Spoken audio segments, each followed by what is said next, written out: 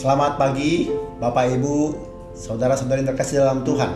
Selamat hari Minggu, dan hari ini kita kembali diberi kesempatan untuk dari Tuhan, diberi anugerah untuk kembali boleh beribadah, mengucap syukur, menyembah Allah, mendengarkan firman Tuhan. Kembali kita boleh dikuatkan, kembali kita boleh terus berdoa syafaat, kembali kita terus diutus kembali pada dunia ini. Mari saudara terkasih, kita siapkan hati dan pikiran kita. Kita siapkan sikap hati di hadapan Tuhan. Ibadah ini bukan kita sedang menonton sebuah acara. Ibadah ini kita sungguh benar-benar datang di hadapan Tuhan. Mari dengan sikap yang takut dan hormat kepada Allah, kita bawa hati, pikiran kita, keberadaan kita untuk memuliakan nama Tuhan. Saya undang semua jemaat di rumah untuk boleh bangkit berdiri. Kita mau masuk dalam saat teduh. Saya akan bacakan firman Tuhan yang diambil dari Mazmur 83. Aku hendak menyanyikan kasih setia Tuhan selama-lamanya, hendak memperkenalkan kesetiaan-Mu dengan mulutku turun-temurun. Sebab kasih setiamu dibangun untuk selama-lamanya, kesetiaan-Mu tegak seperti langit. Mari kita masuk dalam ibadah yang dimulai dalam nama Allah Bapa, Allah Putra, Allah Roh Kudus. Kita angkat pujian, hormat bagi Allah Tritunggal.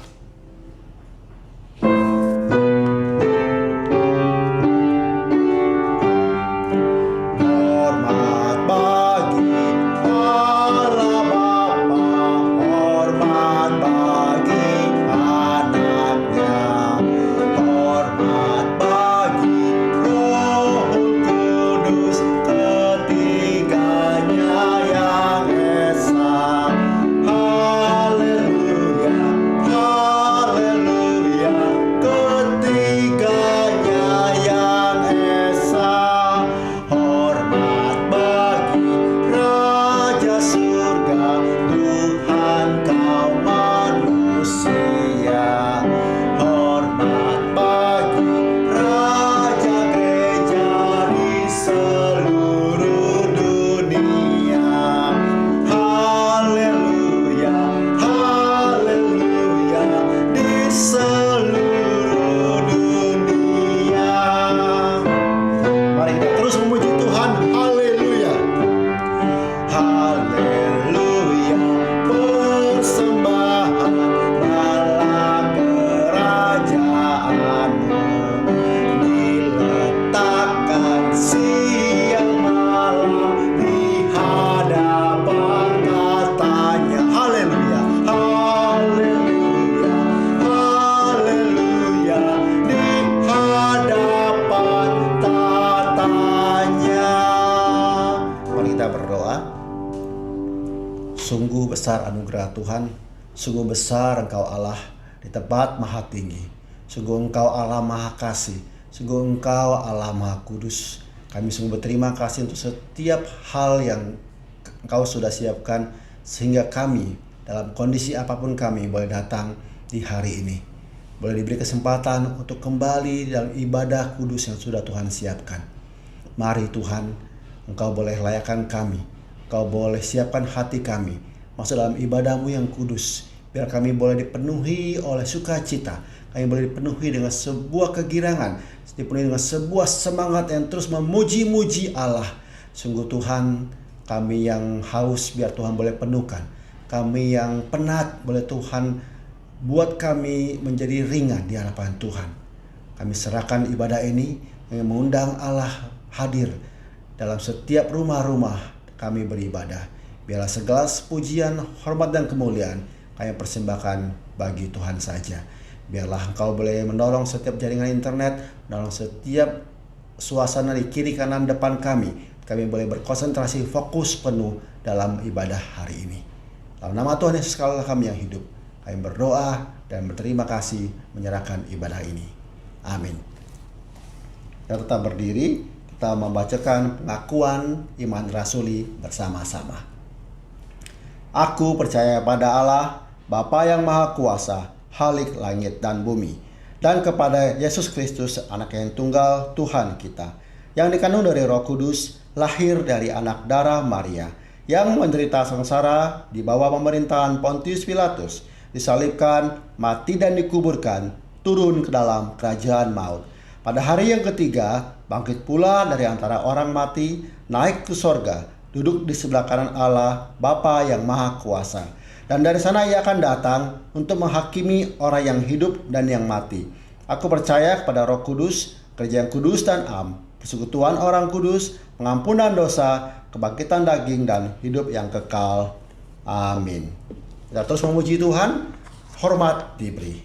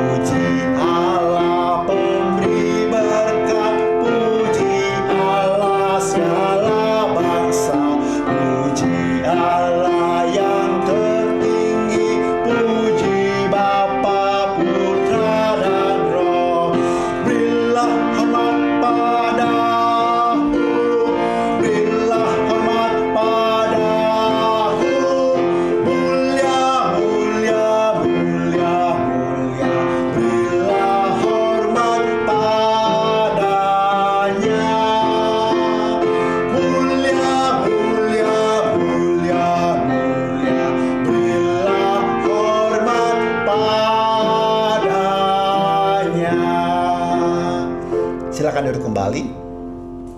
Saya bacakan firman Tuhan yang diambil dari 1 Yohanes 1 ayat 8 sampai 9 yang berbunyi demikian. Jika kita berkata bahwa kita tidak berdosa, maka kita menipu diri kita sendiri dan kebenaran tidak ada di dalam kita. Jika kita mengaku dosa kita, maka Ia adalah setia dan adil, sehingga Ia akan mengampuni segala dosa kita dan menyucikan kita dari segala kejahatan. Marilah kita berdoa, meminta ampun kepada Tuhan. Jangan kita berkata, kita tidak berdosa. Kita berdoa bersama-sama. Allah yang kudus, Allah yang maha suci, kami datang di hadapan Tuhan dalam setiap keberadaan kami. Sungguh Tuhan, kami tahu dalam setiap hari kami sering melakukan dosa, kami sering melanggar titah Tuhan, sering melanggar panggilan Tuhan. Sungguh Bapa, dalam kesempatan ini, ketika Engkau menegur kami dalam firman-Mu, kami datang minta ampun dan mengaku dosa pelanggaran kami. Sungguh Tuhan, boleh kiranya mengampuni kami dan Tuhan layakkan kami. Tuhan, jauhkan kami dari amarah-Mu, jauhkan kami dari kutuk Tuhan. Sehingga ketika kami mendengarkan firman Tuhan, Allah boleh dengan leluasa mengobrak-abrik hati kami dan membarukan kami menjadi manusia yang baru setiap hari memuliakan nama Tuhan. Dalam nama Tuhan Yesus kami berdoa dan naikkan doa ini. Amin. Mari kita membaca firman Tuhan yang hari ini diambil dari Mazmur 148 ayat 1 sampai yang ke-5. Haleluya, pujilah Tuhan di sorga, pujilah Dia di tempat tinggi. Pujilah Dia hai segala malaikatnya, pujilah Dia hai segala tentaranya. Pujilah Dia hai matahari dan bulan, pujilah Dia hai segala bintang terang. Pujilah Dia hai langit yang mengatasi segala langit, hai air yang di atas langit. Baiklah semuanya memuji nama Tuhan, sebab Dia memberi perintah, maka semua tercipta. Sungguh mari kita memuji Tuhan, sebab Dia memberi perintah, semuanya tercipta. Sungguh besar kasih Allah kita. Ya, sebuah lagu mengatakan, pena menuliskan kasih Allah segitu besar pun tidak cukup. Langit sebegitu bentang tidak cukup. Allah begitu besar. Allah sungguh maha besar. Mari kita memuji Tuhan dengan satu pujian. Kasih Allah, kasih-Nya tak terduga. Betapa kayanya. Tetap dinyalakan para malaikat Tuhan dan saleh-salehnya. Jangan sekali-sekali kita bingung, dan sekali-kali kita sedih. Kasih Allah cukup dan lebih bagi kita semua.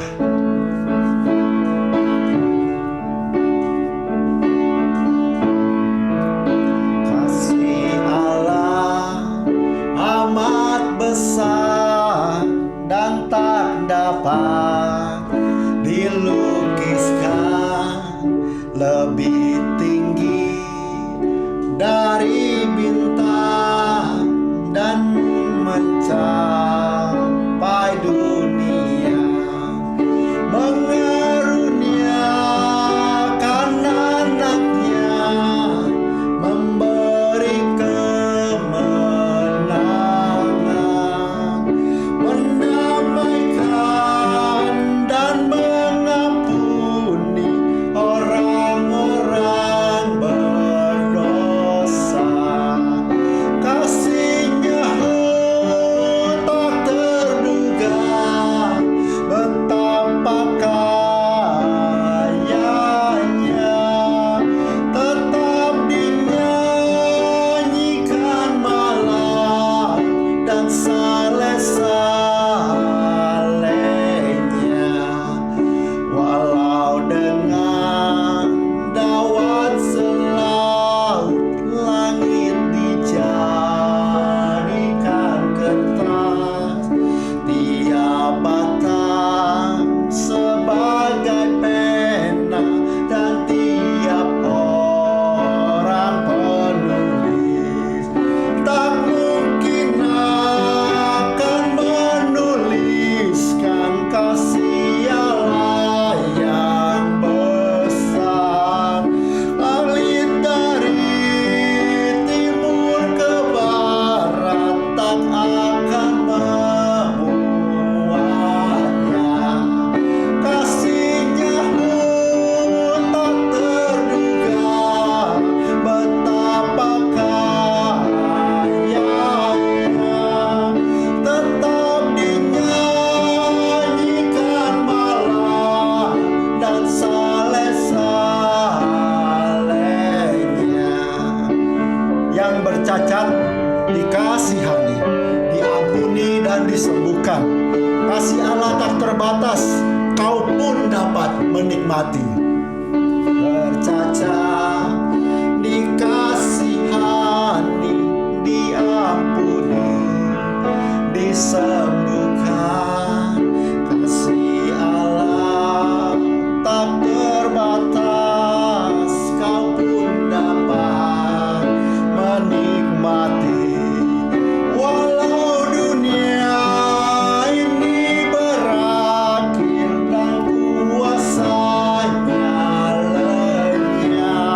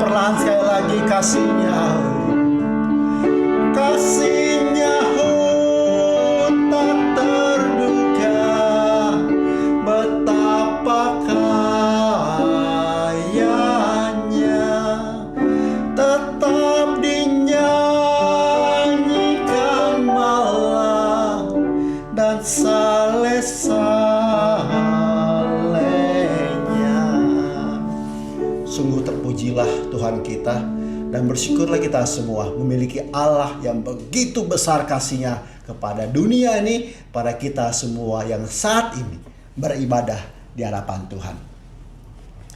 Firman Tuhan Mazmur 86 ayat 1 mengatakan, Daud berdoa pada Tuhan, "Sendengkanlah telingamu ya Tuhan, jawablah aku, sebab sengsara dan miskin aku."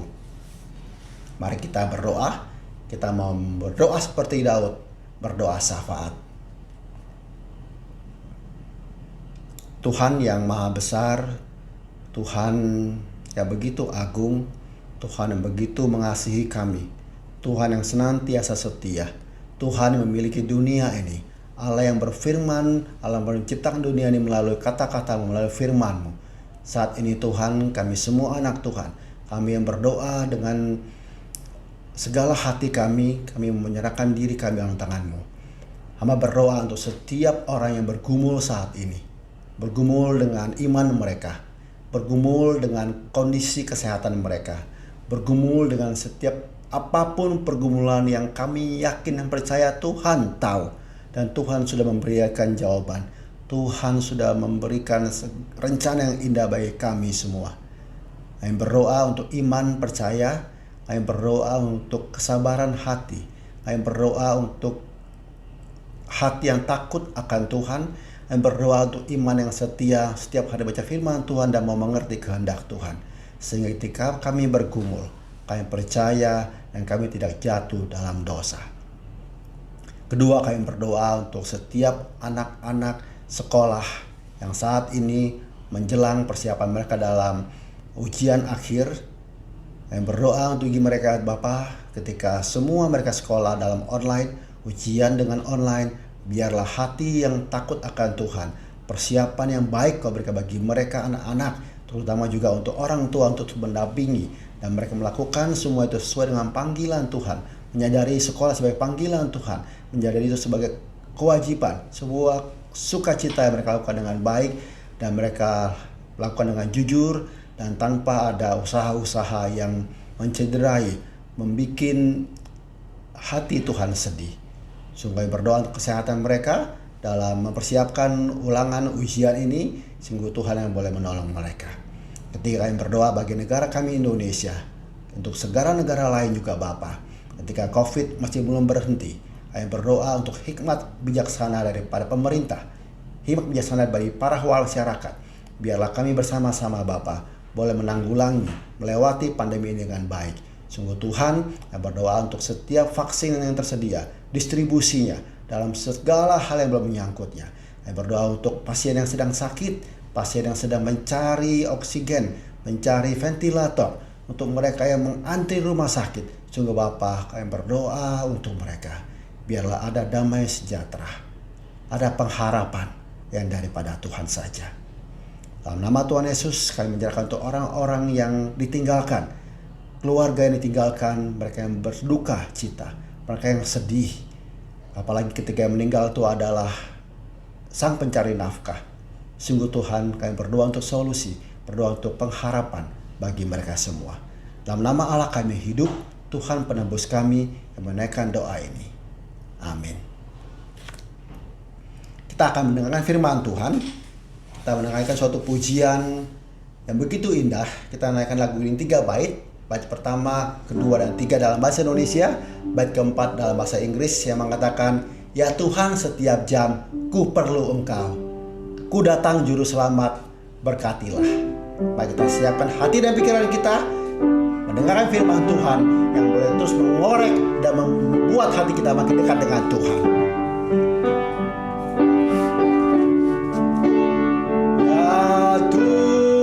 Setiap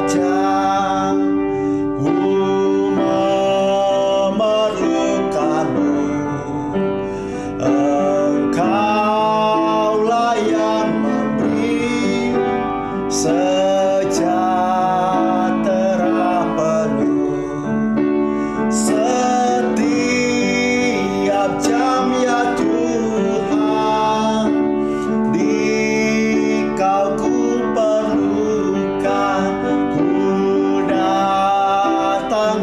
Juru Selamat, berkatilah.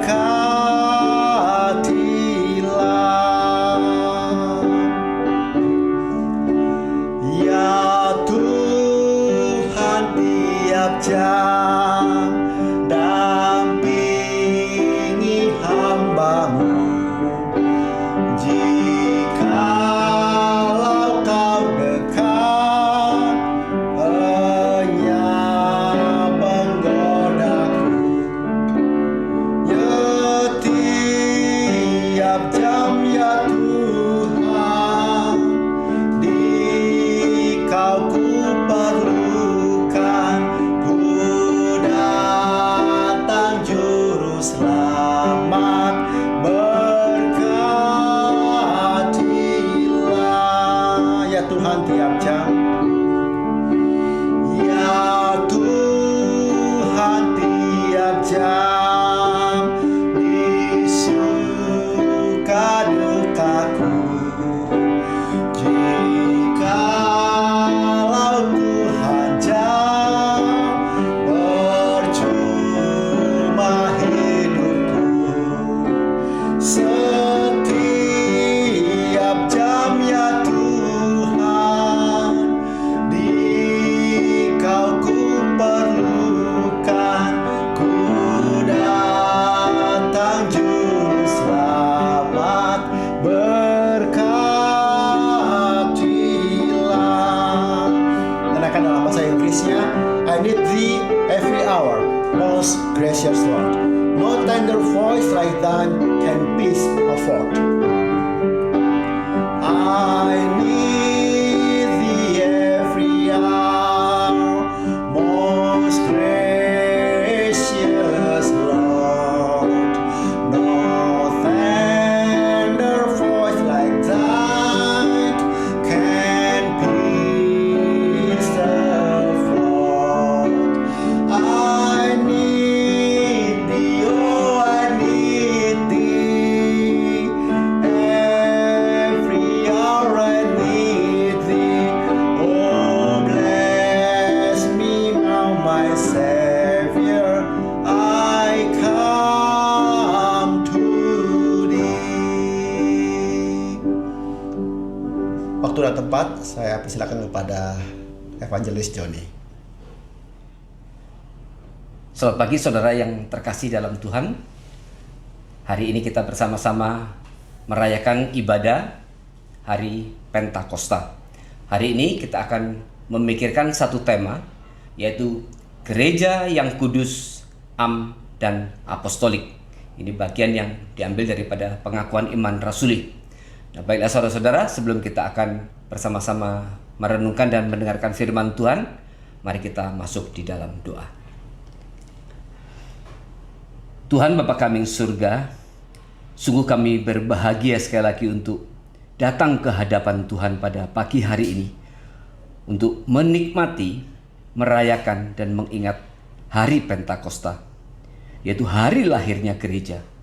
Hari ketika Roh Kudus turun memenuhi orang percaya dan kemudian mengutus mereka untuk mengabarkan kabar baik itu ke berbagai bangsa, ke berbagai bahasa, dan kemudian memberitakan Kristus untuk menjangkau seluruh dunia, umat manusia dimanapun mereka berada. Engkau sudah mengutus para rasul-Mu untuk pergi mengabarkan Injil. Kiranya semangat itu juga yang akan terus terbakar, terpatri dalam hati kami, bahwa hari ini kami boleh mengingat sekali lagi bahwa Roh Kudus dicurahkan, tinggal di dalam hati kami, hidup bersama-sama dengan kami, menuntun kehidupan kami, untuk menuntun kami menggenapkan seluruh rencana dan kehendak Allah, dan khususnya untuk mengabarkan Kristus kepada siapapun mereka yang belum percaya yang berada sekitar kami. Kiranya ini juga boleh menjadi satu hal yang terus Gereja Kristen Batu Hidup terus mengingat bahwa kami Tuhan dirikan untuk mengabarkan kabar baik itu. Dan sebentar kami akan merenungkan kembali makna gereja sebagaimana Tuhan sudah nyatakan di dalam Alkitab.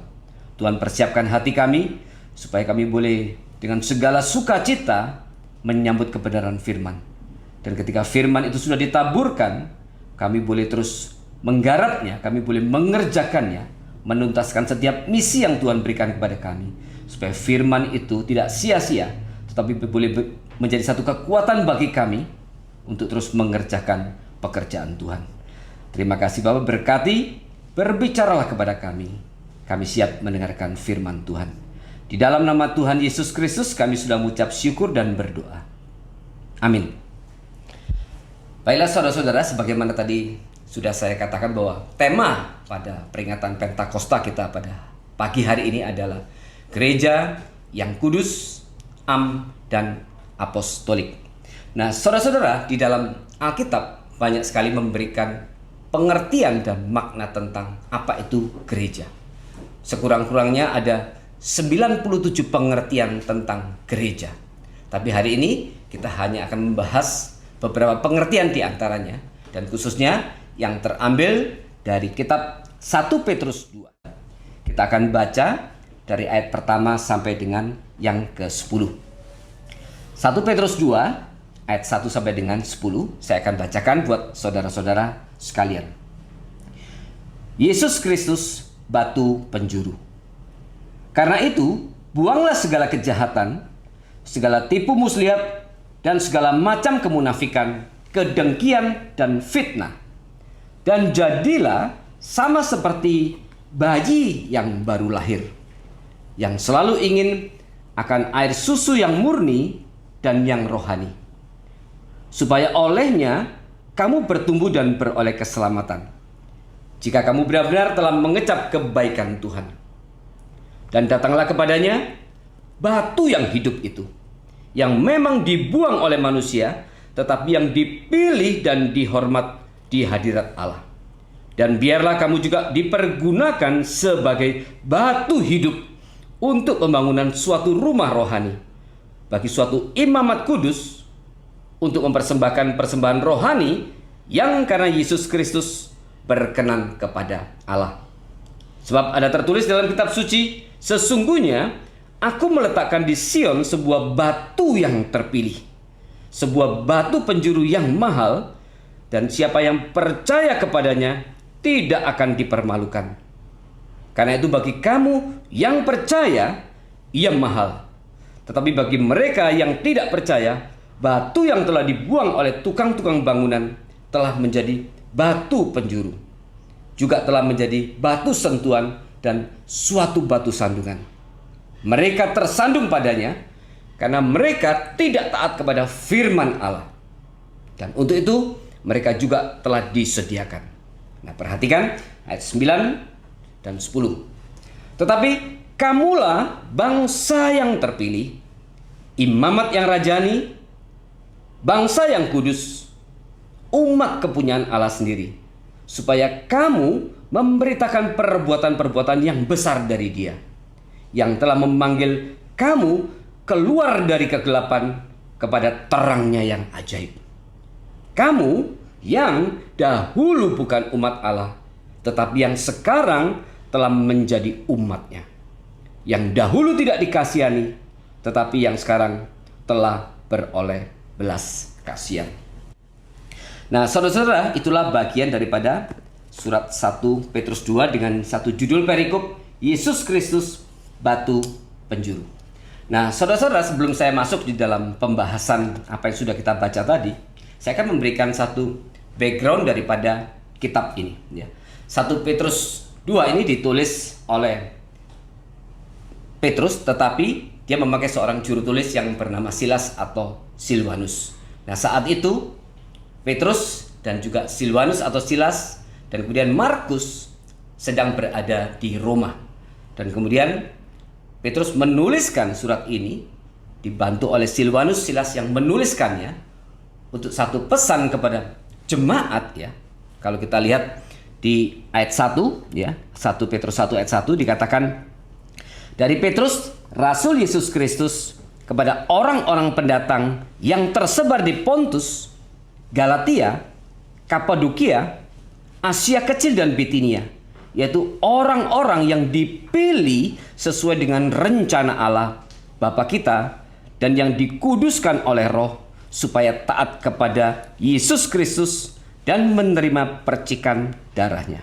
Jadi surat ini ditujukan kepada jemaat ya, pendatang, orang-orang pendatang yang tersebar di daerah Pontus, Galatia, Kapadokia, dan Asia Kecil dan Bitinia. Ini adalah daerah-daerah non-Yahudi, daerah-daerah non-Yahudi. Dan saat itu backgroundnya adalah jemaat saat itu sedang mulai menderita penganiayaan. Nah, kita tahu bahwa penganiayaan oleh Nero itu kurang lebih berlangsung mulai tahun 64 Masehi. Jadi ini kurang lebih surat ini ditulis di dalam masa-masa itu di mana jemaat orang Kristen saat itu sedang dan mulai mengalami penganiayaan. Dan kemudian Petrus memberikan satu surat yang mengingatkan lagi kepada mereka akan beberapa pengertian khususnya tentang apa? Tentang mereka sebagai gereja, sebagai umat yang dipilih oleh Allah. Disinilah Petrus kemudian mengirimkan surat ini. Dan inilah yang menjadi background daripada surat ini. Dan kita baca tadi ya di ayat pertama di awal-awal Petrus menyinggung bahwa Kristus adalah batu penjuru ya yang kemudian dibuang. Dalam arti akhirnya orang Yahudi bahkan kemudian tidak percaya kepada Kristus.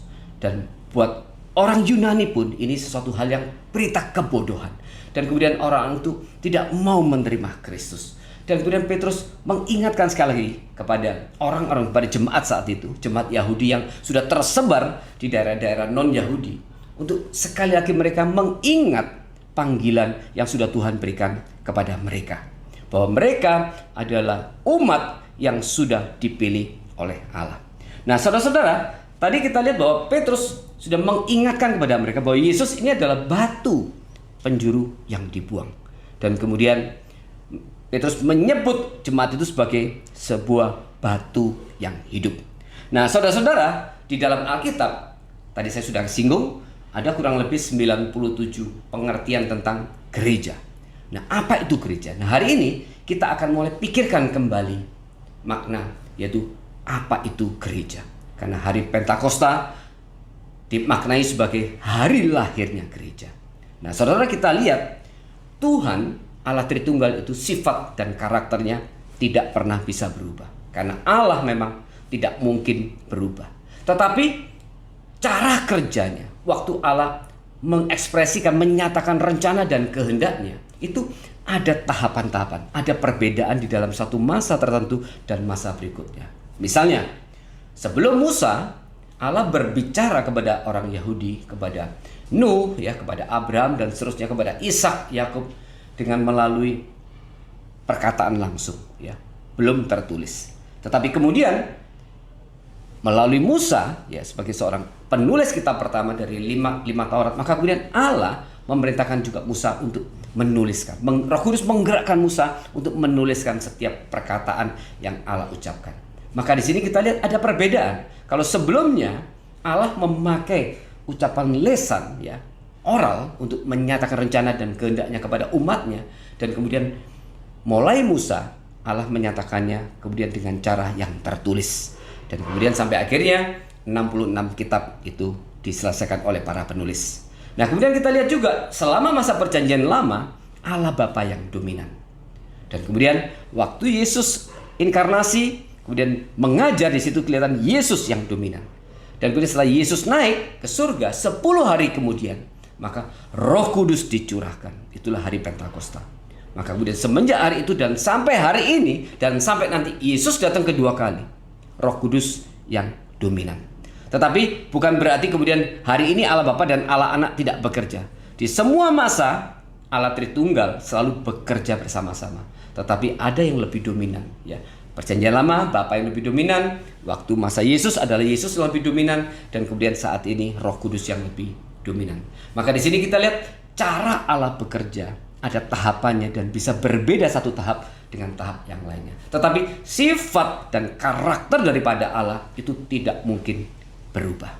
Maka hari ini kita lihat bagaimana juga pengertian daripada Alkitab tentang apa itu gereja, ya, apa itu gereja. Kalau di dalam masa perjanjian lama itu diterapkan kepada orang Yahudi, ya. Orang Yahudi menjadi satu cikal bakal daripada gereja di dalam perjanjian baru.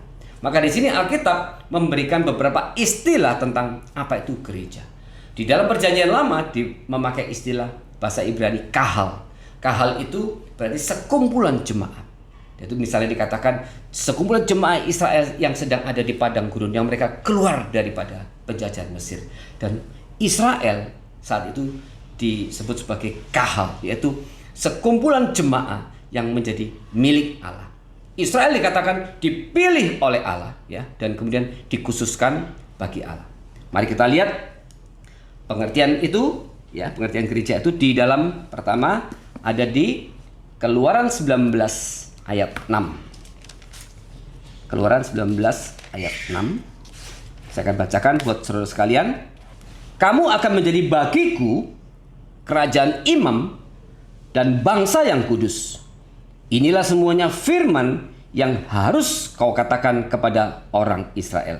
Sekali lagi, kamu akan menjadi bagiku kerajaan imam dan bangsa yang kudus. Yang tadi dikutip sekali lagi oleh Petrus di dalam 1 Petrus 2. Kerajaan imam dan bangsa yang kudus. Ya, inilah semuanya firman yang harus kau katakan kepada orang Israel. Ya. Hari itu Perjanjian Lama Israel kemudian menjadi gereja di dalam Perjanjian Baru. Dikatakan kerajaan imam dan bangsa yang kudus. Kemudian kita lihat lagi di Ulangan 7. Ulangan 7 ayat 6 sampai dengan ke-7. Sebab engkaulah umat yang kudus bagi Tuhan Allahmu. Engkaulah yang dipilih oleh Tuhan Allahmu dari segala bangsa di atas muka bumi untuk menjadi umat kesayangannya. Bukan karena lebih banyak jumlahmu dari bangsa manapun juga, maka hati Tuhan terpikat olehmu dan memilih kamu. Bukankah kamu ini yang paling kecil dari segala bangsa? Penekanannya adalah pada ayat 6. Sebab dikatakan, sebab engkaulah umat yang kudus bagi Tuhan Allahmu. Engkaulah yang dipilih oleh Tuhan Allahmu dari segala bangsa di atas muka bumi untuk menjadi umat kesayangannya. Nah, di sini kita ketemu dengan beberapa istilah. Kalau tadi di Keluaran dikatakan kerajaan, ya, menjadi imam, ya, kerajaan imam bangsa yang dipilih, dan kemudian di sini ada istilah umat yang kudus yang dikhususkan bagi Allah, menjadi umat kesayangan Allah. Nah, saudara, di dalam Perjanjian Lama sudah diberikan pengertian yang sangat jelas tentang apa itu gereja. Dan kemudian ditegaskan sekali lagi oleh Petrus di dalam tadi perikop yang sudah kita baca. Maka kemudian pengertian kahal di dalam bahasa Ibrani kemudian akhirnya di dalam Perjanjian Baru berkembang, kemudian disebut sebagai, Yesus menyebutnya sebagai eklesia. Eklesia itu yaitu keluar dari, ya. Eklesia itu yang umat yang sudah keluar dari mana? Keluar dan kemudian dipanggil, ya. Keluar dipanggil keluar, itu eklesia. Ex itu keluar, dan kemudian itu dari kata kedua dari kaleo. Kaleo itu dipanggil, ex itu keluar. Maka ini yang dipanggil keluar. Dipanggil keluar dari mana? Dari dosa, ya, kemudian menjadi umat kesayangannya. Dipanggil dari kematian menuju hidup, ya. Dipanggil dari gelap ke dalam terang, ya. Dari keberdosaan menjadi umat Allah. Ini artinya eklesia, ya. Dan kemudian istilah yang ketiga juga dikatakan sebagai umat yang kudus. Nah, ini beberapa istilah yang sangat penting yang berkaitan dengan gereja.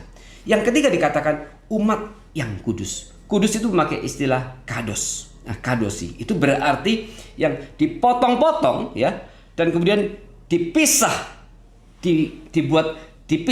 dari kumpulannya, dan kemudian dipakai secara khusus. Maka kata kudus itu berarti dipisah dari kumpulannya yang semula dan kemudian dipakai secara khusus. Maksudnya apa? Kita bersama-sama dengan semua orang berdosa, dan kemudian Tuhan ambil kita dipisahkan daripada orang-orang berdosa yang lain. Dan kenapa kita dipisahkan? Karena Tuhan mau pakai kita. Maka kemudian dari pengertian istilah yang keempat ada juga istilah Kyriakos, ya. Gereja adalah Kyriakos, itu artinya adalah menjadi milik Tuhan, menjadi milik Tuhan. Maka saudara, dari empat istilah tadi, yaitu kahal dalam Ibrani, kemudian eklesia atau kemudian Kyriakos, ya, dan kemudian dikatakan juga kita adalah yang kados. Ini adalah makna esensial daripada gereja, Nah, sekarang saya akan kembali kepada perikop yang kita baca tadi. Khususnya kita akan lihat apa pengertian gereja dari ayat yang ke-9. Dari 1 Petrus 2 ayat 9. Saya akan bacakan sekali lagi. Tetapi kamulah bangsa yang terpilih. Nah, kita akan bahas satu-satu. Kita mulai dari pengertian tetapi kamulah bangsa yang terpilih. Nah, saudara, ayat ini dimulai dengan kata tetapi karena apa? Karena Petrus tidak membedakan, di mana ayat sebelumnya dia berbicara tentang orang-orang berdosa yang menolak Kristus. Dan kemudian dia melanjutkan dengan menunjukkan pembicaraannya kepada orang-orang pilihan, yaitu orang yang sudah percaya. Oleh karena itu dia mulai dengan istilah tetapi. Tetapi kamulah bangsa yang terpilih. Dia memakai istilah bangsa yang terpilih. Nah, kalau kita lihat tadi dari beberapa pengertian istilah-istilah yang sudah saya sebutkan tadi, gereja itu selalu bermakna sekumpulan. Gereja bukan individual, tapi adalah makna sekumpulan, yaitu entah itu bangsa atau mungkin orang. Kalau dikatakan di mana 2-3 orang berkumpul, di situ aku hadir. Maka kemudian esensi daripada gereja itu adalah sebuah perkumpulan, ya, komunitas, sebuah kumpulan daripada individu, orang-orang, 2 atau 3 orang atau lebih, itulah gereja, ya. Maka gereja di sini sekali lagi bukan pengertian di dalam konteks individual atau satu orang, tetapi merupakan satu sekumpulan. Nah, kalau dalam perjanjian lama konteksnya adalah bangsa Israel, dan kemudian di dalam perjanjian baru itu seluruh umat dari segala bangsa, segala bahasa. Maka pengertian ini juga dikatakan di dalam pengakuan iman rasuli, ya. Aku percaya kepada Roh Kudus, dan kemudian dikatakan gereja yang kudus dan am. Gereja yang kudus dan am.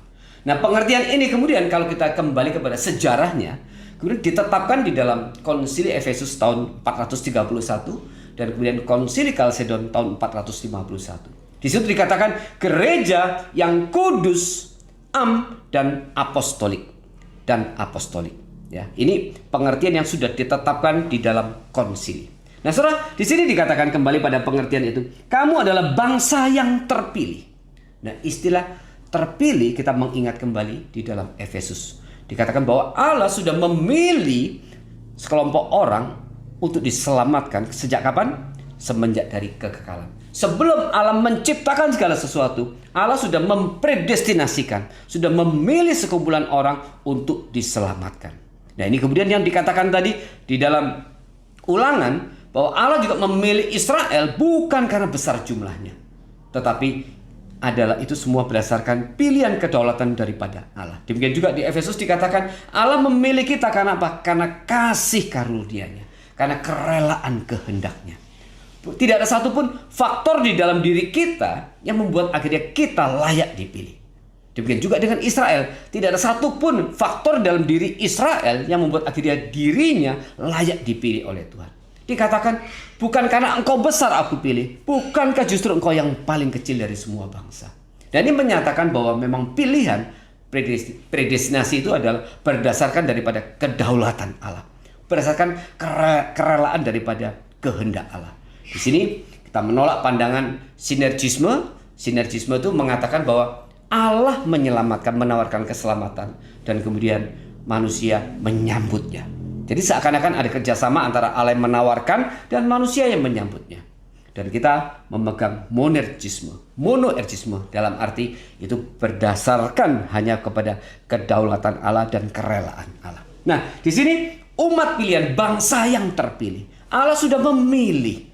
Ini satu hal yang luar biasa, satu hal yang diberikan satu status kepada kita sebagai umat pilihan. Umat pilihan. Ya, nanti kita akan bahas di bagian akhir apa tujuan daripada gereja. Pengertian yang pertama itu bangsa yang terpilih. Kemudian yang kedua dikatakan imamat yang rajani. Imamat yang rajani. Nah, ini mengulang kembali apa yang dikatakan di dalam Keluaran tadi. Imamat yang rajani. Apa maksudnya, saudara? Imamat yang rajani. Imam di dalam perjanjian lama, mereka adalah sebagai perantara antara umat Israel dengan Allah. Maka imam kemudian memimpin berbagai upacara. Dia menjadi perantara, menjadi jembatan antara jemaat dan kemudian Allah. Itu yang pertama. Maka di sini peran imam adalah sebagai perantara. Nah, kalau kita gereja dikatakan sebagai imam, itu berarti gereja menjadi perantara. Antara siapa? Antara orang berdosa yang pertama. Orang berdosa, yaitu mereka yang belum percaya, dengan Allah. Maka kita menjadi perantara, menjadi jembatan penghubung antara mereka yang belum percaya dengan Allah yang kita sembah. Itu pengertian yang pertama.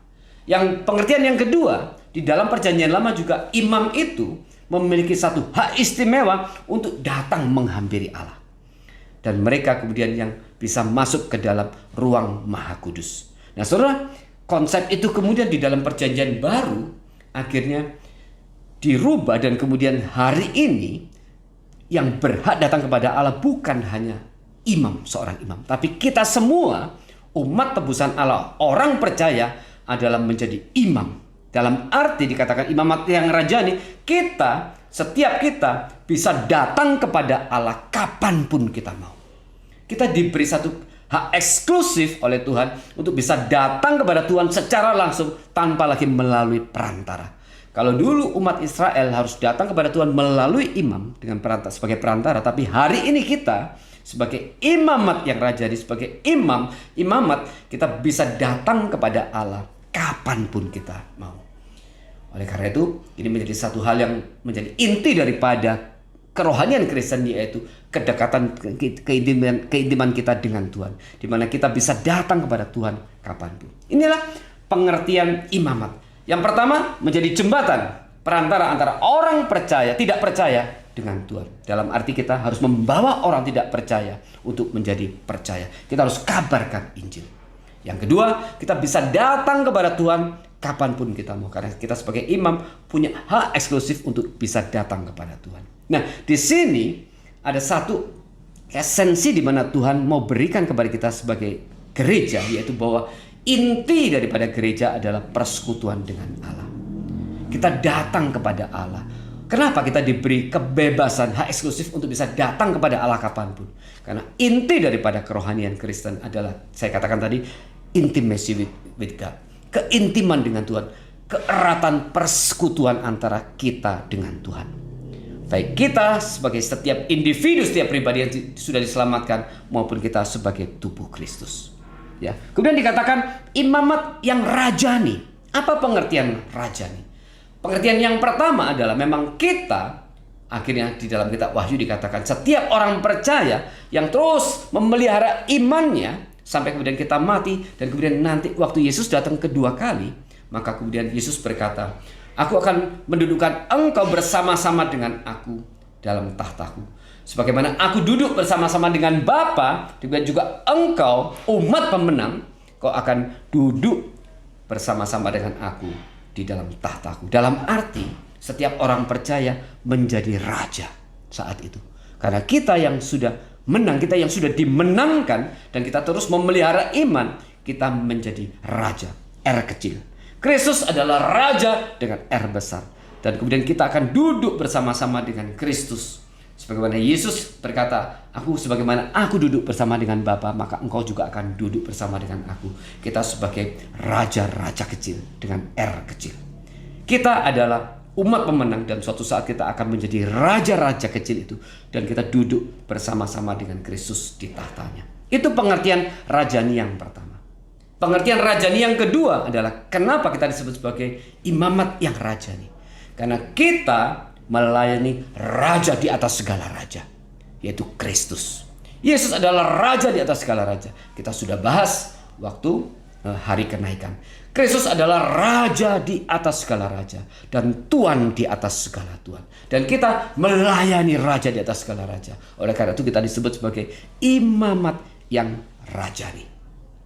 Kemudian pengertian yang ketiga dikatakan, kamulah bangsa yang terpilih, imamat yang rajani, dan kemudian bangsa yang kudus. Nah, sekali lagi memakai istilah bangsa dan kemudian kudus. Nah, tadi saya sudah jelaskan kudus adalah kados atau kadosi, itu di dalam bahasa Ibrani-nya. Atau kemudian ini dimengertikan sebagai bahwa kita sebagai orang Kristen itu dikhususkan bagi Allah. Kita dipisah, dipotong-potong. Kemudian kalau misalnya saya memiliki sebuah gulungan roti ya, dan kemudian roti itu saya potong-potong-potong dan kemudian sebagian saya ambil. Kenapa sebagian saya ambil? Karena sebagian ini yang saya mau pakai. Maka inilah pengertian kudus. Dipotong-potong dan kemudian dipisahkan. Dibedakan dan kemudian dipisahkan. Kenapa dipisahkan? Karena kita mau dipakai secara khusus oleh Tuhan. Inilah pengertian daripada Kuriakos. Dalam arti kita adalah milik Tuhan. Dan karena milik Tuhan, karena kita mau dipakai secara khusus bagi Tuhan. Saudara, ini gereja. Dan kita, setiap kita akan dipakai secara khusus oleh Tuhan. Maka ini satu hal yang luar biasa. Kalau kita kembali pada pengertian bahwa kita tadinya orang berdosa. Kita adalah kaum pemberontak. Kita yang harusnya menerima hukuman kekal dari Tuhan. Tapi hari ini, ketika berita Roh Kudus bekerja dalam diri kita, melahirbarukan kita, kemudian kita menjadi bangsa yang terpilih, kita menjadi imamat yang rajani, dan kita menjadi bangsa yang kudus di hadapan Tuhan. Nah, saudara, pengertian kudus ini nanti coba akan saya bahas dalam pengertian waktu gereja itu di dalam aplikatif dalam kehidupan praktek sehari-hari. Nanti saya akan bahas bagian ini. Kemudian yang keempat dikatakan umat kepunyaan Allah sendiri. Nah, saudara, umat kepunyaan Allah sendiri. Ya, William Barclay menafsirkan bagian ini adalah bahwa kita menjadi berharga bukan karena kita pada dasarnya berharga. Tidak. Karena kita adalah orang berdosa. Kenapa kita menjadi berharga, sangat bernilai? Kenapa? Karena faktor bahwa Tuhanlah yang memiliki kita. Maka faktor pemilik itu menjadi hal yang penting, menjadikan kita sebagai apa? Sebagai umat yang sangat berharga di mata Tuhan. Kenapa? Karena faktor pemilik yaitu Tuhan itu sendiri. Ini misalnya saya punya kaos sepak bola, ya, kaos sepak bola kita bisa beli dimanapun, ya, di toko dimanapun kita bisa beli itu. Misalnya kostumnya Argentina, ya, dengan garis biru, kemudian bergaris-garis, ya, biru tua, variasi biru tua dan biru muda, dan kemudian di sini nomor punggung tertulis nomor 10 dan kemudian di atasnya tertulis Maradona. Ini pemain terbesar sepanjang sejarah sepak bola. Kalau saya beli, ya, dimanapun, di Mangga 2 atau di ITC, saya pakai, ya, dan orang lain juga pakai, semua pakai nomor 10 Argentina, Maradona, ya. Yang menjadikan kaos itu berharga bukan saya yang pakai, tapi karena di nomor punggung itu ada tertulis nomor 10 Maradona. Apalagi kemudian kalau ternyata kaos itu misalnya seseorang mendapatkannya langsung dari almarhum Maradona. Mungkin selesai dia pertandingan, dia menang dan dia lempar kaos itu, ya, dan kemudian seseorang mendapatkannya, dan kemudian apalagi kemudian kalau kaos itu ada tanda tangan daripada Maradona, kaos itu menjadi sangat berharga. Ya, bahkan suatu saat mungkin kalau dilelang kaos itu, kalau kita beli mungkin di Mangga 2 mungkin bisa cuma 100.000 dapat 3, ya. Tapi kaos yang ada tanda tangan Maradona itu bisa laku mungkin sampai puluhan miliar rupiah. Karena apa? Karena faktor pemiliknya adalah Maradona, dan kaos itu adalah milik Maradona dan kemudian ditandatangani oleh Maradona. Maka di sini faktor pemilik itu menjadikan barang itu sangat berharga. Nah, demikian juga kita dikatakan umat kepunyaan Allah. Maka yang membuat kita menjadi begitu berharga, ya, dibandingkan dengan orang-orang lain yang belum percaya. Karena kita milik Allah. Karena kita milik Allah. Dan orang lain yang belum percaya, mereka belum menjadi milik Allah. Nah, saudara, itulah pengertian daripada ayat 9. Yang dikatakan kamulah bangsa yang terpilih, imamat yang rajani, bangsa yang kudus, umat kepunyaan Allah sendiri. Dikatakan itu apa? Nah, sekarang kita mulai masuk di dalam apa tujuan daripada gereja. Dikatakan supaya kamu memberitakan perbuatan-perbuatan yang besar dari Dia, yang telah memanggil kamu keluar dari kegelapan kepada terangnya yang ajaib. Dikatakan supaya kamu memberitakan perbuatan-perbuatan yang besar dari Dia. Nah, saudara, inilah tugas gereja. Maka tadi kita lihat bahwa empat istilah yang menjadikan kita begitu istimewa di hadapan Tuhan. Tapi Tuhan ternyata memiliki satu tujuan. Gereja didirikan, dibentuk oleh Tuhan, yaitu apa? Dikatakan untuk memberitakan perbuatan-perbuatan yang besar dari Dia. Nah, di sini kita lihat di dalam Alkitab juga menulis beberapa bagian daripada ayat tentang tujuan daripada gereja. Dikatakan di Yesaya supaya kita memasyurkan namanya. Ya, dan kemudian dikatakan juga di bagian lain di Perjanjian Baru supaya kita memberitakan apa? Perbuatan-perbuatan baik yang sudah Allah sediakan, ya, yang sudah Allah sediakan sebelumnya. Banyak tujuan yang Alkitab berikan tentang apa itu makna sebuah dan tujuan sebuah gereja. Maka di sini kita lihat, maka kita kembali kepada tema daripada hari ini, yaitu gereja yang kudus, dan apostolik. Kudus, tadi saya sudah jelaskan. Kita adalah umat yang dikhususkan bagi Allah. Karena kita mau dikhususkan untuk dipakai oleh Allah. Kemudian pengertian apa tuh am? Am adalah secara umum adalah universal. Ya, di dalam bahasa Inggrisnya disebut sebagai Katolik.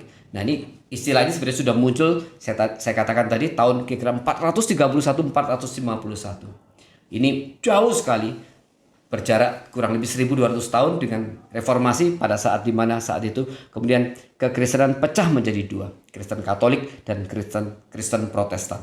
Tapi istilah Katolik di tahun 431-451 itu adalah pengertiannya adalah universal. Apa maksudnya universal? Nah, di sini kita lihat gereja memiliki dua pengertian. Yang pertama adalah gereja lokal, ya. Misalnya kita, gereja Kristen Batu Hidup itu adalah gereja lokal. Dan kemudian gereja yang universal itu adalah sekumpulan umat percaya sepanjang segala zaman. Dari segala bangsa, dari segala suku ras, dari segala bahasa. Dan kemudian di hadapan Tuhan mereka adalah umat pilihan dan mereka adalah gereja yang universal. Ya, gereja yang Itu pengertian Kemudian di dalam konsili Efesus dan Kalsedon juga dikatakan sebagai gereja yang apostolik. Apa maksudnya apostolik? Apostolik berarti gereja itu dengan setia berdiri di atas dasar pengajaran para rasul. Nah, inilah pengertian gereja yang kudus, yang dan apostolik. Gereja yang kudus karena dia dipakai secara khusus, dipilih secara khusus oleh Allah dan kemudian dipakai secara khusus oleh Allah. Gereja yang itu berarti gereja yang khusus tadi dikhususkan bagi Allah itu adalah menyangkut berbicara tentang gereja sepanjang segala zaman, seluruh orang percaya dari seluruh bangsa dan sepanjang segala zaman. Dan kemudian apostolik, gereja yang tetap berdiri dengan teguh di atas dasar pengajaran para rasul. Dan ini juga yang hari ini kita sedang bahas. Kita sedang berbicara tentang pengertian gereja sebagaimana diajarkan oleh Rasul Petrus sebagai rasul, pemimpin rasul saat itu. Nah, saudara, inilah satu hak istimewa yang Tuhan berikan kepada kita. Dikatakan supaya kita memasyurkan namanya, supaya kita memberitakan perbuatan-perbuatan yang besar dari Dia. Berkaitan dengan apa nih? Berkaitan dengan keselamatan yang sudah Dia berikan di dalam Kristus. Maka gereja sekali lagi mempunyai satu tugas utama sebagaimana dikatakan di dalam amanat agung, yaitu mengabarkan Injil kepada segala suku bangsa. Nah, saudara, inilah gereja. Nah, sekarang saya mau bahas secara khusus tentang pengertian sebagai umat yang kudus, bangsa yang kudus. Nah, saudara, mungkin kita berpikir kalau dikatakan gereja itu sebagai umat yang kudus, tetapi faktanya hari ini ya kita melihat begitu banyak di dalam gereja, ya, di dalam berbagai gereja lokal ini saya maksud adalah begitu banyak kasus-kasus dosa atau kejahatan yang terjadi. Ya, kita melihat ada gereja ya yang kemudian pecah karena kemudian terjadi pertengkaran mengenai jabatan. Ya, kemudian antara hamba Tuhan ribut dan kemudian masing-masing hamba Tuhan punya masa sendiri-sendiri dan kemudian mereka akhirnya berkelahi, bahkan sampai berkelahi secara fisik ya, untuk beberapa peristiwa yang kemudian kita lihat sebenarnya itu sangat memalukan bagi kesaksian sebuah gereja, tapi itu terjadi dan bukan hanya terjadi satu kali dan itu sering sekali terjadi. Kita bisa saksikan itu sampai hari ini. Kemudian ada juga gereja yang kemudian hamba Tuhannya mencuri uang gereja. Ya, di Singapura akhirnya beberapa hamba Tuhan dan kemudian beberapa daripada anggota majelis akhirnya masuk penjara karena mereka mencuri uang gereja. Kemudian banyak kasus-kasus dosa yang lain yang terjadi dalam gereja, baik itu gereja Katolik maupun gereja Protestan. Misalnya dalam gereja Katolik kemudian terbongkar begitu banyak terjadi kasus pelecehan-pelecehan seksual terhadap para koster-koster pelayan mimbar, anak-anak yang melayani mimbar yang dilakukan oleh para pastor, dan itu kemudian terbongkar. Nah, saudara, kita lihat di semua gereja, apakah itu mungkin gereja di kota atau gereja di tempat-tempat kecil, berbagai sinode, ya, apakah di Protestan, apakah itu di karismatik, apa itu yang di Katolik, apa mungkin di Pentakosta dan sebagainya, terjadi begitu banyak kasus. Dan kemudian kalau kita lihat sehari-hari juga begitu banyak orang Kristen yang hidupnya ya tidak sesuai dengan panggilan sebagai orang kudus. Kemudian kita bertanya, kalau begitu apa maksudnya dikatakan sebagai kita gereja adalah umat yang kudus, milik Allah sendiri? Apa artinya? Nah, saudara, di sini kudus itu berarti adalah status. Bahwa kita yang sudah menerima penyucian oleh darah Yesus yang sudah dicurahkan di atas kayu salib, kita kemudian disucikan oleh darah Yesus. Pengampunan diberikan kepada kita. Maka kemudian ketika kita sudah menyatu dengan Kristus, union with Christ dalam satu persatuan yang bersifat misterius, dan kemudian kita bersatu menyatu dalam Kristus, maka kemudian Allah Bapa akhirnya hanya melihat Kristus. Di mana Kristus sudah menyatakan kesetiaan dan ketaatan tanpa dosa sama sekali waktu dia berinkarnasi menjadi manusia. Sampai kemudian dia menggenapkan seluruh rencana dan kehendak Allah. Dia menggenapkan seluruh rencana keselamatan yang sudah Allah Bapa berikan kepada dia. Maka kemudian Kristus menjadi satu persembahan domba yang sangat kudus di hadapan Tuhan. Nah, disinilah kemudian ketaatan, kesetiaan, dan kekudusan Kristus akhirnya menyucikan kita. Nah, dikatakan kita adalah umat yang kudus, bangsa yang kudus, gereja adalah bangsa yang kudus, berarti apa? Itu bicara soal status. Soal status. Tetapi meskipun faktanya ya kita masih bisa berbuat dosa. Ya, tetapi keberdosaan kita tidak menghilangkan status kita sebagai umat yang kudus di hadapan Tuhan. Ya, tetapi ya ini penting sekali. Tetapi bukan berarti kemudian kita boleh bebas melakukan segala dosa. Nah, ini yang sudah pernah kita bahas ya di dalam pembahasan kitab Yudas. Hari itu orang-orang berkata, toh nanti Tuhan akan mengampuni kita. Waktu kita bertobat Tuhan akan ampuni. Maka mari kita melakukan dosa dengan sebebas mungkin. Toh akhirnya nanti Tuhan akan ampuni kita. Nah, ini pengertian yang salah. Ini pengertian orang fasik. Pengertian yang menentang tuntutan daripada Allah. Kita orang dianggap kudus di hadapan Tuhan. Dan Tuhan memerintahkan kepada kita, kuduslah kamu sebab aku ini kudus. Maka Tuhan memerintahkan gereja, yaitu kita, supaya kita boleh hidup dengan kudus sesuai dengan apa? Sesuai dengan status yang sudah Tuhan berikan kepada kita. Oleh karena itu, kita harus berjuang dalam hidup kita, tidak boleh terjatuh dalam dosa semaksimal mungkin, sekuat mungkin, dan itu membutuhkan kekuatan daripada Roh Kudus. Kita akan gagal waktu kita mengandalkan kekuatan sendiri. Tetapi pertanyaannya, apakah mungkin ada orang yang seumur hidupnya akhirnya tidak pernah melakukan dosa? Alkitab mengatakan tidak. Seumur hidup waktu kita masih berdaging, bersalurkan daging, kita tetap akan bisa jatuh di dalam dosa. Tetapi yang Tuhan mau lihat adalah sejauh mana kita berperang, kita berjuang untuk memenangkan setiap dosa yang mungkin saat itu sedang mengancam kita. Atau kita dengan sengaja, malah dengan sukacita hidup di dalam keberdosaan kita. Itu yang Tuhan akan lihat. Nah, umat yang kudus berarti kita harus hidup sesuai dengan status yang sudah Tuhan berikan kepada kita. Yaitu menjadi kudus di hadapan Tuhan. Maka inilah menjadi tugas kita. Oleh karena itu kita terus harus bersekutu dengan Tuhan. Kita harus dekat dengan Tuhan. Kita mengandalkan Roh Kudus yang sudah bertahta dalam diri kita. Dan kemudian kita juga tekun membaca firman. Supaya kita boleh terus, ini menjadi kekuatan bagi kita untuk menaklukkan setiap dosa yang hari itu mungkin datang kepada kita. Nah, saudara, itulah pengertian bangsa yang kudus. Ya, minggu lalu saya mendengarkan suatu kesaksian daripada cerita daripada seorang hamba Tuhan yang sedang mengadakan sebuah seminar. Nah, ini berkaitan dengan praktek kehidupan sebuah gereja. Ya, ada seorang hamba Tuhan di dalam sebuah gereja yang dia melakukan satu kesalahan yang besar. Dan kemudian begitu besar kesalahan itu sehingga akhirnya kemudian para jemaat akhirnya sekarang mencemoohkan dia. Nah suatu hari dalam suatu kebaktian maka gereja itu kemudian dalam gereja itu hamba Tuhan yang melakukan dosa itu kemudian berdiri di atas mimbar dan dia mengakui keberdosaannya di depan semua jemaat. Dan bukan cuma itu, kemudian dia berlutut di kaki setiap jemaat.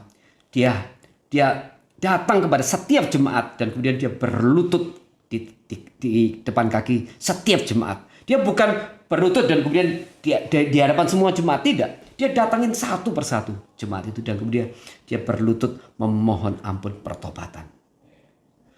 Saudara, ini sepertinya indah, tapi celakanya apa? Celakanya kemudian jemaatnya seakan-akan kemudian tidak memberikan pengampunan kepada hamba Tuhan itu. Nah, ini menjadi satu hal yang ironi. Saudara, kita semua masih mungkin jatuh di dalam dosa. Entah itu hamba Tuhan, entah itu jemaat. Karena kita semua masih bersalutkan daging. Saya setuju bahwa hamba Tuhan harus berjuang lebih keras supaya dia tidak jatuh dalam dosa. Karena ada tuntutan dalam firman Tuhan dikatakan, engkau yang sudah diberikan firman lebih banyak, engkau sudah menyerahkan diri, engkau dituntut banyak. Ini keadilan Tuhan. Yang diberi banyak, dituntut banyak. Artinya memang seorang hamba Tuhan, seorang pemimpin gereja siapapun dia, ketua majelis, ketua sinode dan sebagainya, Tuhan menuntut mereka untuk memang apa? Dalam kutip lebih kudus di hadapan Tuhan. Dan memang setiap hamba Tuhan harus berjuang supaya dia tidak terjatuh dalam dosa. Meski dia tetap akan bisa jatuh dalam dosa. Tetapi jemaat juga sebenarnya mengalami dituntut hal yang sama. Karena di situ dikatakan kuduslah kamu sebab aku ini kudus. Kamu adalah semua umat percaya. Berarti tuntutan Tuhan juga diberikan kepada semua jemaat, setiap jemaat. Pertanyaannya, waktu misalnya jemaat itu kemudian terjatuh dalam dosa. Dan kemudian si hamba Tuhan mendampingi jemaat tersebut. Mendoakan, memberikan kekuatan. Dan kemudian dia menghapuskan banyak waktu untuk membimbing jemaat itu. Dan kemudian itu menjadi tugas menjadi seorang hamba Tuhan. Waktu jemaat sana si A ada problem, dia memberikan kekuatan. Dan kemudian dia mendorong supaya bangkit lagi. Demikian juga si B, si C dan seterusnya. Itu tugas hamba Tuhan. Tetapi pertanyaannya, waktu hamba Tuhan itu jatuh, kenapa jemaat kemudian tidak berdiri dan kemudian mendorong memberikan kekuatan kepada si hamba Tuhan itu? Ya. Apalagi kemudian kalau jika hamba Tuhan itu sudah bertobat dan mohon ampun dan dia mengakui dosanya di depan semua jemaat. Ini hamba Tuhan yang berbicara dalam seminar itu dia menyatakan kesedihan yang luar biasa. Kenapa? Karena jemaat di situ tidak memberikan pengampunan kepada si hamba Tuhan. Pertanyaannya, apakah memang hamba Tuhan itu semua sudah hidup kudus sehingga mereka merasa lebih suci daripada si hamba Tuhan itu? Nah, saudara, dalam hal ini bagi saya gereja tersebut gagal. Gagal apa? Gagal di dalam memahami satu sisi daripada karakter Tuhan yang sudah, bahkan anugerah yang sudah Tuhan berikan kepada semua jemaat saat itu di gereja itu, yaitu apa? Pengampunan. Anugerah pengampunan. Kalau Tuhan sudah mengampuni mereka atas dosa-dosa mereka, tapi hari itu mereka tidak bisa mengampuni hamba Tuhannya. Nah, saudara, ini gereja. Maka hari ini gereja kita memang betul harus berdiri atas doktrin yang kuat. Tetapi jangan lupa di dalam praktek hidup sehari-hari kita juga harus menyatakan satu hidup yang sesuai dengan karakter Kristus. Yaitu apa? Saling mengampuni. Ya dikatakan hendaknya gereja engkau saling mendoakan, saling menasihati, saling mendukung saling mendorong satu dengan yang lain. Maka dalam konteks ini saya ingin sedikit berbicara tentang bagaimana gereja Kristen Batu Hidup menemukan ciri-cirinya sendiri. Kalau hari ini kita melihat bahwa gereja kita masih kecil dan kemudian kita lihat begitu dekat satu dengan yang lain. Ini satu hal yang luar biasa. Ini yang terus harus kita pelihara. Dan oleh karena itu saya juga ingin mendorong saudara-saudara, mari kita terus memelihara keeratan ini, memelihara persekutuan ini, memelihara satu kasih di dalam tubuh Kristus ini dengan apa? Dengan saling mengasihi satu dengan yang lain, saling mendukung satu dengan yang lain, saling mendoakan satu dengan yang lain, saling mendorong, saling membagikan firman untuk mempertumbuhkan satu dengan yang lain. Dan di dalam sehari-hari, contoh yang paling sederhana, kalau misalnya ada salah seorang jemaat yang sedang kemudian menyelenggarakan pesta pernikahan bagi anaknya. Mari saudara, kita sama-sama rame-rame datang. Kita bersuka cita bersama-sama. Demikian juga kalau kemudian ada salah seorang atau keluarga dari jemaat kita kemudian mengalami kedukaan. Mari kita juga datang sama-sama untuk menguatkan dia, untuk menghibur dia. Ini contoh nyata. Kalau Yesus berkata, kalau engkau tidak pikul salib, tidak sangkal diri, engkau tidak bisa menjadi muridku.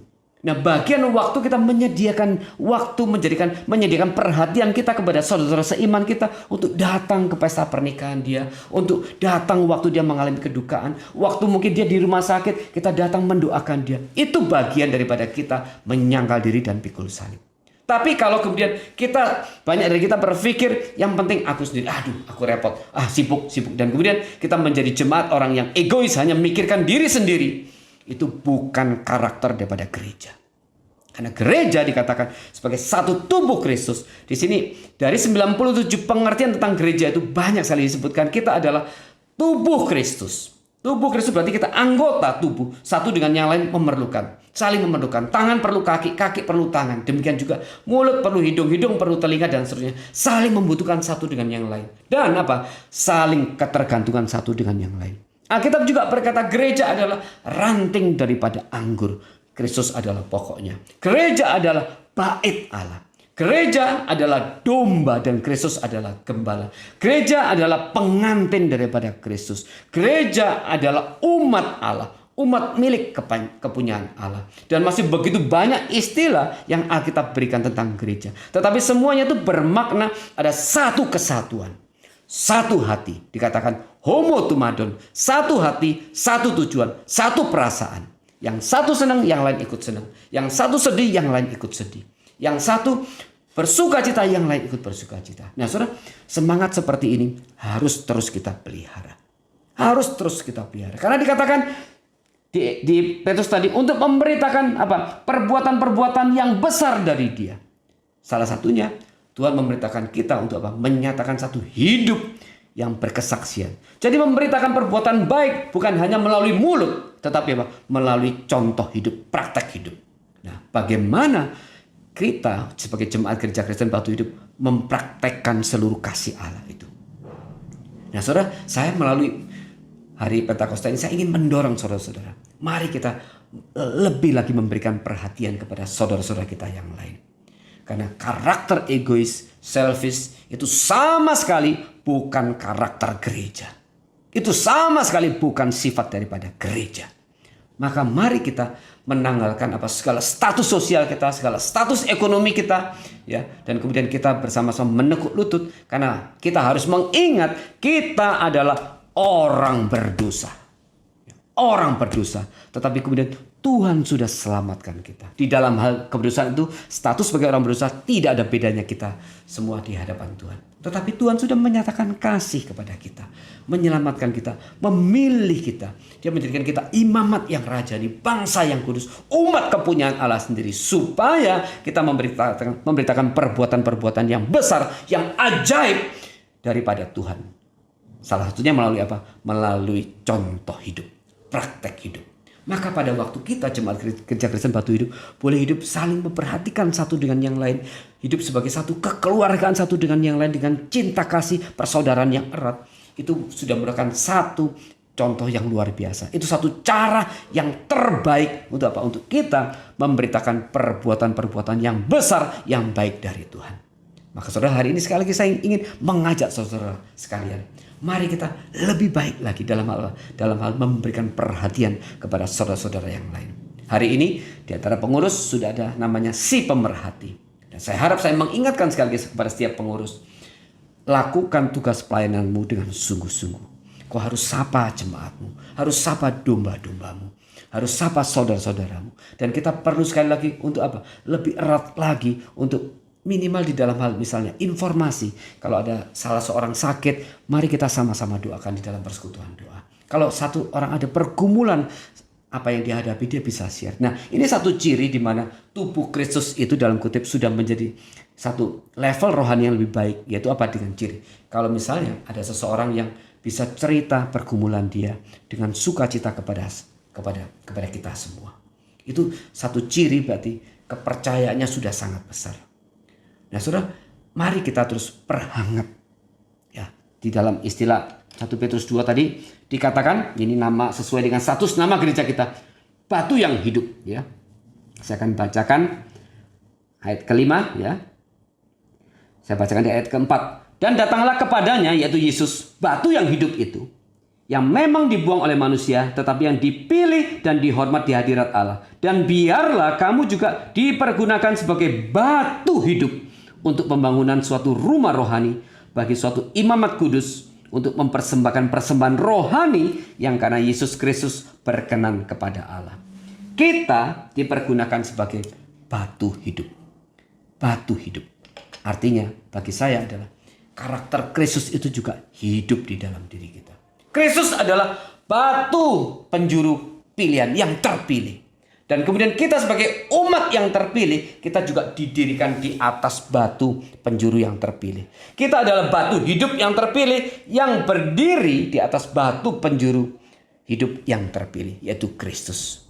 Maka kemudian kalau Kristus menjadi fondasi kita, kita sudah menyatu dalam Kristus, maka sebagaimana Alkitab juga katakan gereja umat yang sudah ditebus oleh Allah, kita semua dikuduskan supaya kita semakin hari semakin mirip dengan Kristus. Berarti apa? Kita harus menyatakan sebagai batu yang hidup supaya karakter Kristus juga hidup di dalam diri kita. Dan karakter itu yang kemudian kita boleh tampilkan di depan semua saudara-saudara kita seiman. Nah saudara, mari kita terus perindah. Mari kita terus percantik gereja kita. Supaya gereja Kristen Batu Hidup boleh menjadi gereja yang menyenangkan hati Tuhan. Tidak usah pusingin gereja ini kok dalam kutip masih kecil, jemaatnya masih sedikit. Tidak usah pusingkan itu. Karena penilaian gereja bukan di mata manusia.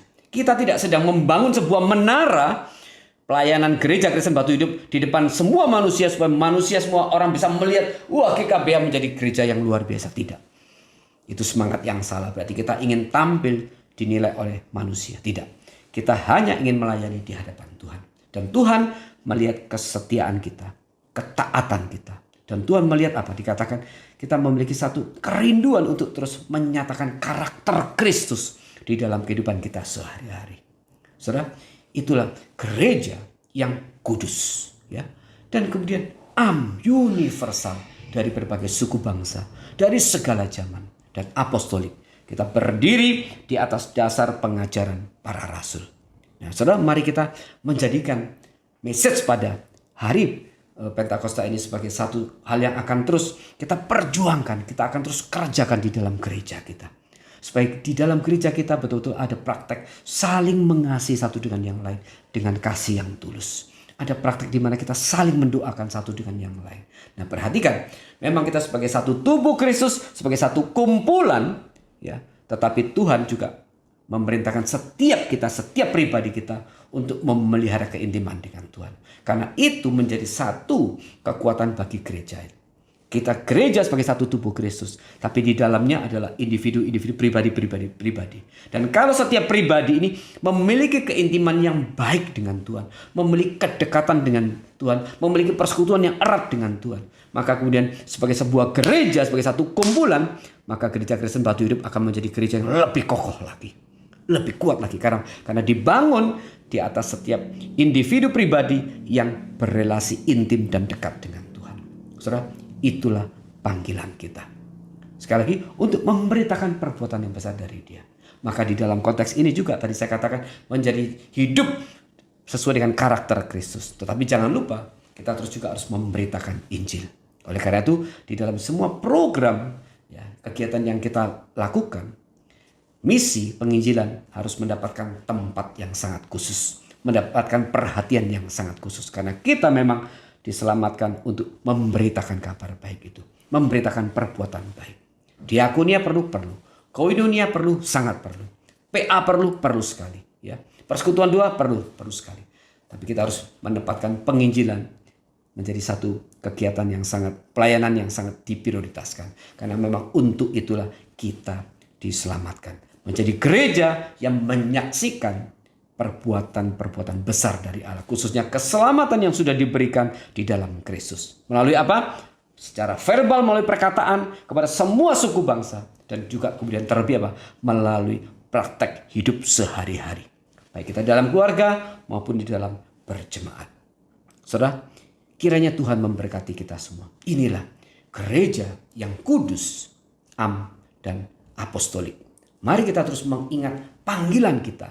Dan kemudian dengan setia mengerjakannya. Dari generasi ke generasi. Maka kemudian ketika kita hari ini bisa mempraktekkan segala hal yang Tuhan perintahkan kepada kita, saya percaya semangat seperti ini, karakter seperti ini akan terus menurun dari generasi ke generasi. Kepada anak-anak kita, kepada cucu-cucu kita yang besok akan meneruskan gereja ini. Tapi itu dimulai dari mana? Dimulai dari kita. Berarti setiap anggota Jemaat Batu Hidup bertanggung jawab untuk melakukan misi yang Tuhan sudah tetapkan ini. Mari saudara kita melakukannya dengan segala sukacita. Sekali lagi, kita tadinya orang berdosa. Kita tadinya sudah harusnya masuk dalam penghukuman kekal. Tapi Tuhan sudah selamatkan kita. Menjadikan kita umat pilihannya. Menjadikan kita imamat yang rajani. Menjadikan kita bangsa yang kudus. Umat kepunyaan Allah sendiri. Yaitu untuk apa? Untuk memberitakan semua perbuatan-perbuatan yang besar dan ajaib dari Tuhan. Mari kita melakukannya seumur hidup kita di dalam kesetiaan dan ketaatan. Baik kita secara individu, secara pribadi, maupun kita sebagai satu tubuh Kristus dan khususnya sebagai jemaat di dalam gereja Kristen Batu Hidup. Kiranya Tuhan memberkati kita semua. Mari kita masuk di dalam doa. Tuhan, terima kasih Bapak untuk firman yang sudah kami renungkan. Mengingatkan kembali kepada kami tentang apa itu gereja dan apa tugas dan fungsi dan panggilan utama daripada gereja. Yaitu untuk memberitakan perbuatan-perbuatan baik, besar dan ajaib dari Tuhan. Melalui keselamatan yang sudah diberikan di dalam Kristus. Kami bersyukur karena Tuhan sudah menjadikan kami sebagai umat pilihan. Bangsa yang kudus, imamat yang rajani, umat kepunyaan Allah sendiri. Dan Tuhan sudah pisahkan kami dari orang-orang fasik, orang-orang berdosa. Dan Tuhan mau pakai kami secara khusus bagi pekerjaan Tuhan. Terima kasih Tuhan. Kami mau serahkan sekali lagi jemaat tempat ini ke dalam tangan Tuhan. Tuhan sertai mereka dalam setiap pergumulannya. Tapi Tuhan akan memakai setiap kami untuk terus boleh menyatakan diri, menghadirkan diri kami sebagai duta-duta Kristus untuk menyatakan kasih kepada saudara-saudara kami seiman khususnya di gereja Kristen Batu Hidup. Sehingga gereja ini boleh menjadi satu umat yang hidup, gereja yang hidup, yang dibangun di atas dasar batu-batu yang hidup. Dan kami betul-betul menjadi gereja, adalah menjadi satu gereja, menjadi batu yang hidup di hadapan Tuhan. Dan kami boleh menyaksikan kebesaran Tuhan bagi setiap orang di sekitar kami. Tapi dimulai dari dalam diri kami sendiri. Dari tubuh jemaat ini. Tuhan sertai mereka, Tuhan berkati mereka. Tuhan sekali lagi menyatakan cinta kasih kepada mereka. Tuhan berkati pekerjaan mereka, berkati kesehatan mereka, berkati keluarga mereka, berkati anak-anak mereka, berkati sekolah mereka. Kiranya mereka terus bertumbuh di dalam cinta kasih Tuhan. Mereka boleh makin dewasa di dalam iman. Dan masing-masing kami boleh memiliki satu relasi persekutuan yang indah secara pribadi bersama dengan Tuhan. Kira juga Tuhan mengikat kami dalam persekutuan yang lebih erat lagi supaya kami boleh makin banyak yang boleh bergabung dalam persekutuan doa di dalam komunitas sel dalam ibadah supaya sebagai satu tubuh Kristus kami betul-betul diikat oleh cinta kasih Tuhan saja. Di dalam nama Tuhan Yesus Kristus kami sudah mengucap syukur dan berdoa. Amin. Baiklah saudara-saudara, untuk meresponi firman Tuhan, mari kita sekarang mengangkat satu pujian, penuhilah pialamu hari ini. Kita memohon kepada Roh Kudus untuk memenuhi kita. Sambil kita memberikan persembahan.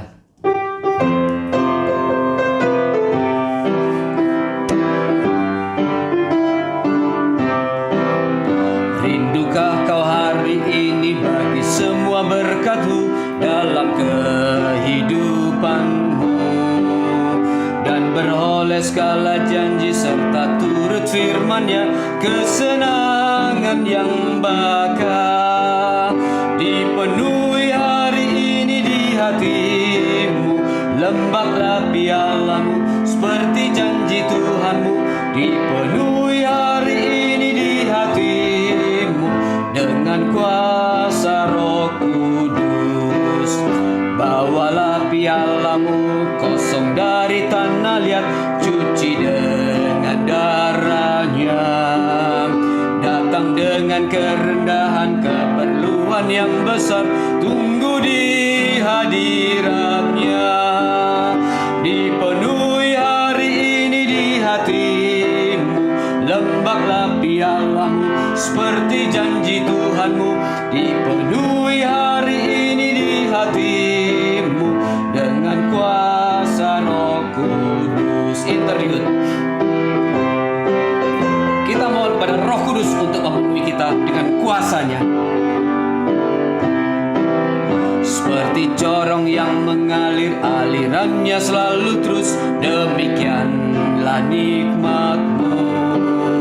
Janjinya telah ditepati, memenuhi hatimu dengan kuasa Roh Kudus. Dipenuhi hari ini di hatimu, lembaplah pialamu seperti janji Tuhanmu. Dipenuhi hari ini di hatimu dengan kuasa Roh Kudus. Sekali lagi, dipenuhi hari ini. Dipenuhi hari ini di hatimu, lembaplah pialamu seperti janji Tuhanmu. Dipenuhi hari ini di hatimu dengan kuasa Roh Kudus. Mari kita berdoa. Tuhan, sungguh kami rindu supaya Tuhan boleh memenuhi kami dengan kuasa Roh Kudus. Roh Kudus yang sudah dicurahkan pada hari Pentakosta itu melahirkan sebuah gereja, umat percaya, bangsa yang kudus, umat milik kepunyaan Allah sendiri. Kira Roh Kudus juga akan memenuhi hidup kami, sehingga kami dengan segala sukacita untuk terus hidup bagi Tuhan. Dengan segala sukacita kami terus mengerjakan seluruh rencana dan kehendak Tuhan, menggenapkan kehendak Tuhan dalam kehidupan kami. Demikian juga dengan kuasa Roh Kudus itu juga kami diboleh dengan sukacita untuk memberikan persembahan ini, membawa persembahan ini ke hadapan Tuhan. Bukan hanya persembahan uang kami, sebagian uang kami, tapi juga seluruh hidup kami. Mohon Tuhan terima dengan segala sukacita. Tuhan berkati setiap tangan, setiap hati yang sudah mempersembahkannya. Di dalam nama Tuhan Yesus Kristus kami sudah mengucap syukur dan berdoa. Amin. Saudara, sebelum kita mengakhiri, saya akan memberikan satu pengumuman saja, yaitu pada tanggal 26 Mei nanti, hari Rabu ya. Hari Rabu itu tanggal merah. Kita akan mengadakan sebuah seminar dari Gereja Kristen Batu Hidup dengan tema Kedaulatan Allah dan Kebebasan Manusia ya. Kedaulatan Allah dan Kebebasan Manusia akan dibawakan oleh Vikaris Harley Tambunan. Nah, problem kedaulatan Allah dan kebebasan manusia menjadi problem yang tidak pernah berhenti diperbincangkan sampai hari ini. Kita berpikir, banyak orang mengatakan apakah kedaulatan Allah itu mirip dengan yang namanya takdir. Ya. Kemudian pada waktu kita menjalani kehidupan kita, seakan-akan kita bebas. Ya. Kita mau ngapain saja seakan-akan bebas. Kemudian sebagian orang mempertanyakan, di mana kedaulatan Allah? Demikian juga waktu kita melayani Tuhan, di mana kedaulatan Allah? Nah, semua pertanyaan-pertanyaan itu akan dijawab pada seminar hari Rabu nanti. Jadi jangan lupa saudara, pada hari Rabu ini mulai jam 11 ya, mulai jam 11 siang sampai jam 4 sore akan ada 3 sesi. Hari Rabu tanggal 26 Mei mulai jam 11 siang sampai jam 4 sore. Mari kita sama-sama bertumbuh bersama-sama kita menghadiri seminar ini. Demikian pengumuman yang saya sampaikan. Kiranya Tuhan memberkati kita semua. Mari kita bangkit berdiri, kita akan angkat pujian pengutusan bersama-sama. Sesuai dengan tema hari ini, kita menyanyikan di atas satu alas untuk memaknai gereja itu apa. Di atas satu alas yang kuat dan bakar, berdirilah gereja di tengah dunia, yaitu Yesus Kristus yang telah menjadikan jemaat dengan sabda dan air baptisan, terpilih dari bangsa seluruh dunia. Gereja jadi satu di dalam Tuhannya, iman dan harap satu dan satu makanan, yaitu roti suci dan cawan minuman. Interlude.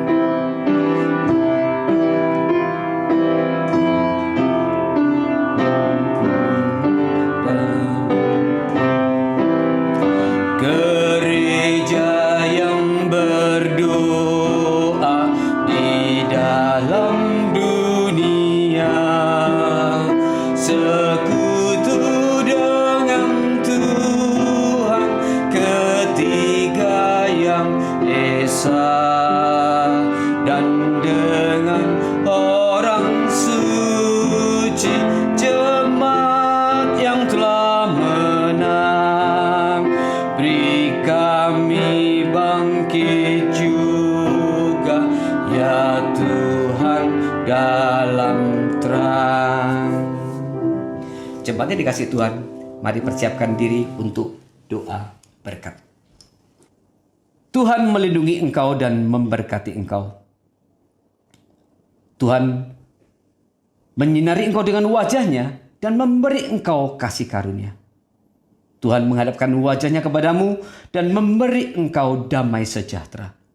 Turunlah atas kita semua hari ini berkat dan damai sejahtera dari Allah Bapa, Allah Anak, dan Allah Roh Kudus, dan akan menyertai kita sampai kita bertemu dengan Tuhan muka dengan muka. Amin. Doksologi.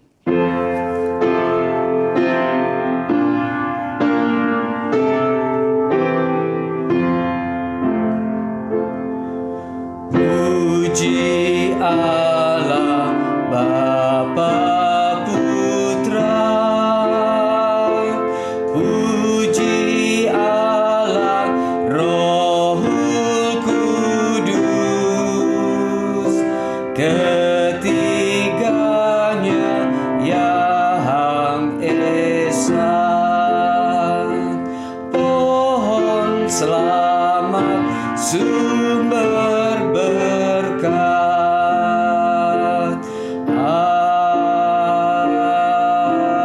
Amin.